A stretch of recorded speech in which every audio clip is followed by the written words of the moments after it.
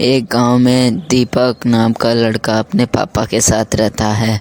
वो लोग बहुत गरीब होते हैं। एक दिन दीपक अपने पापा से पूछता है, पिताजी मेरी माँ कैसे मरी थी? बेटा तुम्हारी माँ को कोरोना वायरस हो गया था। उसके पिता झूठ बोलते हैं। एक बार जब दीपक सो रहा होता है तो उसे बहुत डरावनी आवाज़ आती है, दीपक पापा मुझे डर लग रहा है। क्या हुआ बेटा? पापा मुझे यहाँ डरावनी आवाज़ें आ रही हैं। बेटा वो आवाज़ें ऐसे ही आ रही हैं, तुम दूसरे कमरे में जाके सो जाओ।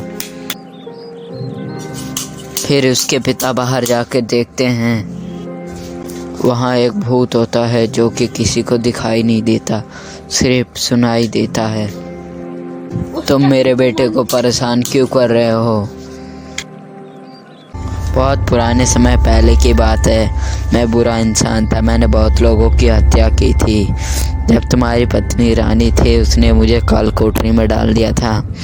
एक सैनिक ने मेरी मदद की और मुझे काल कोठरी से निकाला।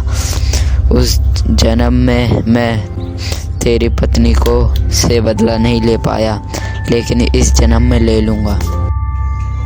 फिर उसके पिताजी भूत भगाने वाले के पास जाते हैं।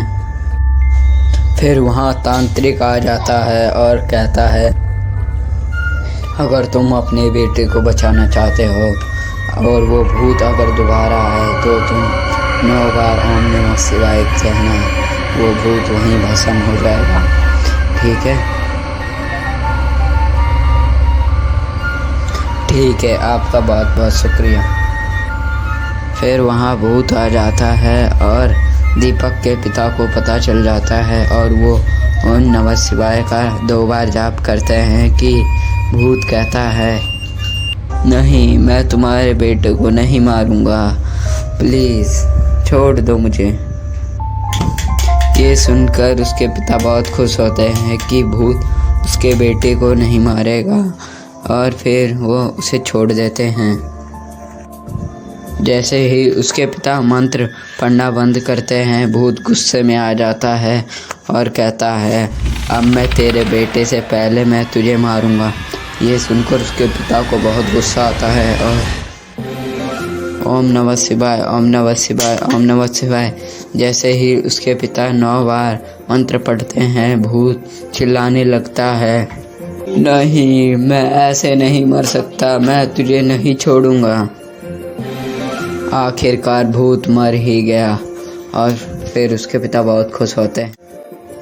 हेलो दोस्तों, हमारी वीडियो को लाइक कीजिए, चैनल सब्सक्राइब कीजिए और शेयर और कमेंट करना ना भूलें। और हमें कमेंट में ये ज़रूर बताएं कि आपको हमारी वीडियो कैसी लगी।